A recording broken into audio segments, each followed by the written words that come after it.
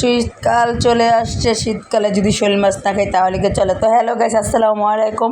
তো বাজারে গেলাম, হঠাৎ করে মনে হলো যে শোল মাছ আজকে নিয়ে যাব। শোল মাছ দেখো পছন্দ হয়ে গেল, তাই শোল মাছ নিয়ে আসছে আপনাদের ভাই। আমিও সাথে গিয়েছিলাম, কেয়ার করবো। তো এখান দিয়ে আমার তেলগুলো পুড়ে যাচ্ছে, তো অনেকগুলো মাছ নিয়ে আছে, সবগুলো ভিডিও করিনি তার জন্য।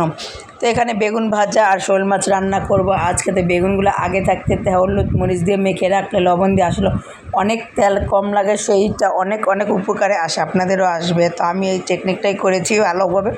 তো টমেটো আর পেঁয়াজ একসাথে দিয়ে আজকে রান্না করতেছি। আর পেঁয়াজটা আগে ভাজা নিতেছি ভালো করে। তো পেঁয়াজটা দেখলাম ভাজা ভাজা হয়ে গেছে, হালকা একটু পরিমাণে পানি দিলাম, বেশি পানি দেইনি। এখানে পরিমাণে অল্প একটু হলুদ দিয়েছি, কারণ হলুদের কালারগুলো এত বেশি যা বলার বাইরে। তো অল্প একটুই দিয়েছি, কারণ বেশি দিলে আবার হলুদের গন্ধ আসলে ভালো লাগবে না, কারণ শোল মাছটা তো কষায় রান্না করব।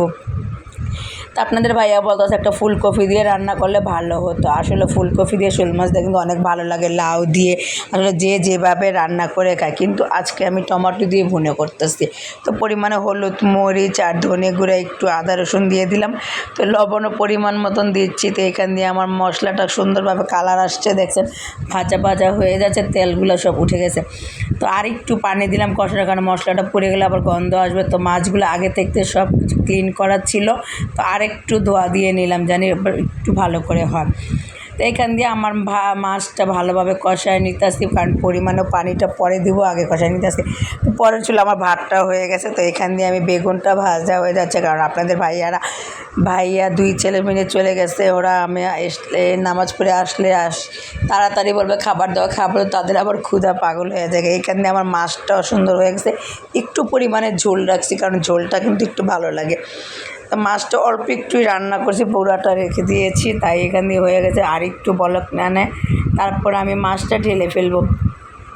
এখান দিয়ে বেগুনটাও ভাজা ভাজা হয়ে গেছে, একটা ভাজা উঠে ফেলছে আরেকটা। তো এখান দিয়ে আবার 4টা মরিচ ভাজছি। বেগুন ভাজার সাথে কিন্তু পেঁয়াজটা ভাজলে বেশি ভালো লাগতো, কিন্তু পেঁয়াজ ভাজিনি। এখান দিয়ে আমি মাখানো মরিচ দিয়ে কষা সুন্দর করে খাবো, তার জন্য আলাদা একটু মরিচ ভর্তা বানাইছি। মাছটা ওখানে, এই যে সবাই রেডি, কীভাবে দেখেন বসে রয়েছে তাড়াতাড়ি খাবে বলে। তো খাওয়া দাওয়া শেষ করে এখন আমি একটু বিকেলের নাস্তা করলাম, সন্ধ্যা হয়ে গেছে, তার জন্য আপনাদের ভাইয়া বলতেছে অনেক ক্ষুধা লাগছে, কী করবো, আমার তাড়াতাড়ি খাবার রেডি করে দাও। এখানে আমার বড় ছেলে যে আবার হালিম নিয়ে আসছে, পুরি নিয়ে আসছে।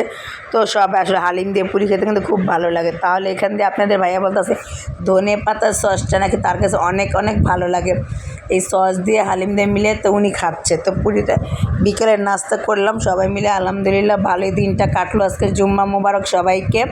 তো এখান দিয়ে আয়াতকে আবার একটু ভিডিও করতেছে। আয়াত আমার বড় ছেলে বলে আমাকে ভিডিওতে নেবেন।